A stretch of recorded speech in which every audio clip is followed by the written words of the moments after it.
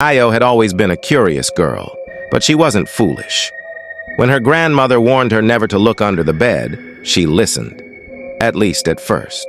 It started with whispers, soft at first, then louder as the nights passed. They came only when she was alone in her room, just as she was about to fall asleep. At times, she swore she felt something shift beneath her mattress. One night, after weeks of enduring the eerie sounds, Ao couldn't take it anymore. She reached for her phone and turned on the flashlight. Slowly, she lowered her head, her heart pounding so loudly it drowned out the whispers. She tilted the phone, the light flooding the space beneath her bed. And then she saw it. A pair of glowing eyes stared back. The horror begins. Io jerked back, her breath caught in her throat. The eyes didn't blink, they just stared. Then a voice, raspy and chilling, whispered, "Now you see me." The whisper felt like ice crawling up her spine. Ao scrambled away from the bed, knocking over her lamp in the process.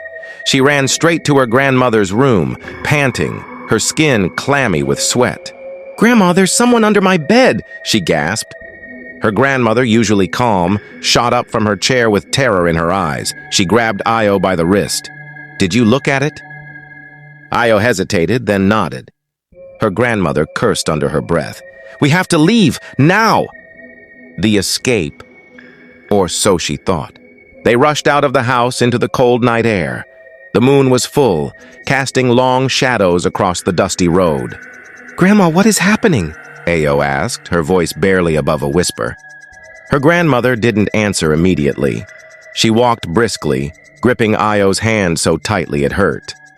"That thing under your bed. It was waiting for you to see it."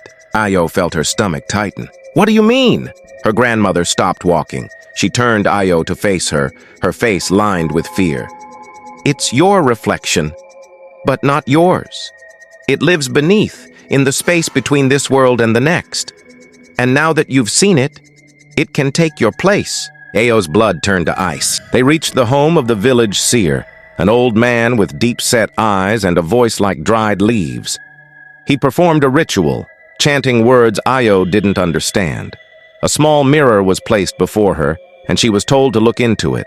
Her reflection smiled, but Ao hadn't moved her lips.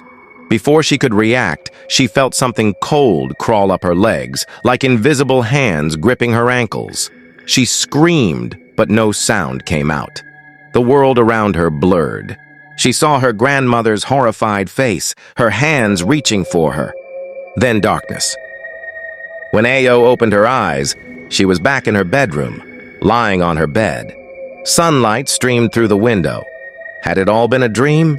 She sat up, her heart still pounding. Then she heard it, her grandmother calling her for breakfast. Relieved, she rushed out of bed and hurried toward the kitchen. But as she passed the mirror in the hallway, she froze. Her reflection wasn't moving. It stood still, grinning. And then it whispered, "Now you see me." The lights flickered. And in that instant, Ao realized she was no longer the one in control. She was warned never to look under the bed, but curiosity killed her. Io stumbled backward, her heart hammering in her chest. The reflection in the mirror smirked, tilting its head like it was studying her. Her mouth went dry. "This isn't real, this isn't real." Then, without warning, the reflection stepped out of the mirror. Io barely had time to react before she felt an invisible force slam her against the wall.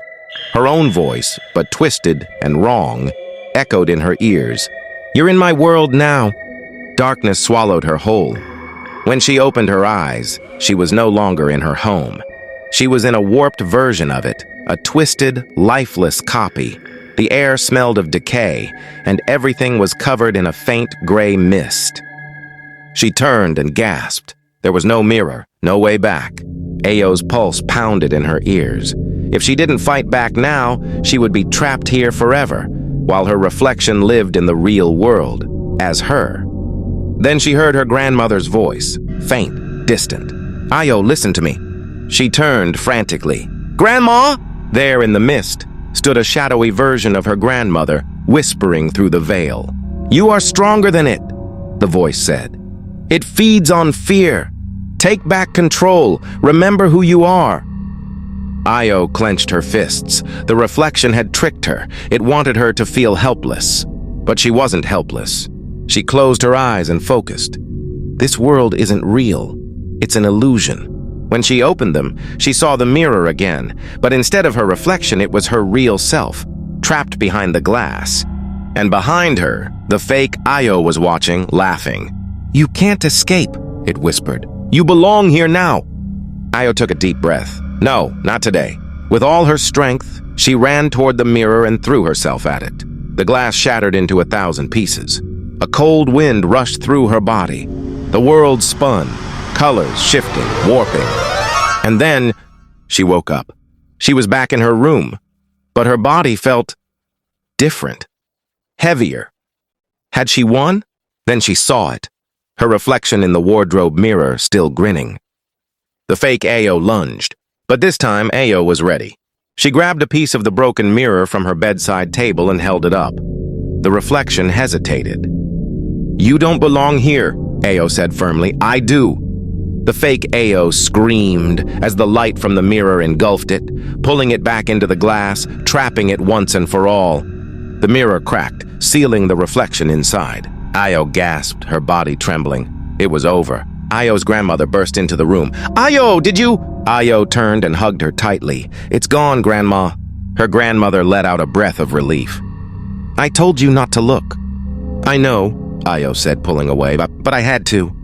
She glanced at the mirror again, now shattered beyond repair. For a brief moment, deep within the cracks, she thought she saw a pair of glowing eyes, watching, waiting. But this time she wasn't afraid. She had overcome. And that's how Ayo learnt to be bold, yet not disrespecting the elderly. I hope you enjoyed the story. Please subscribe, share, and like for more videos.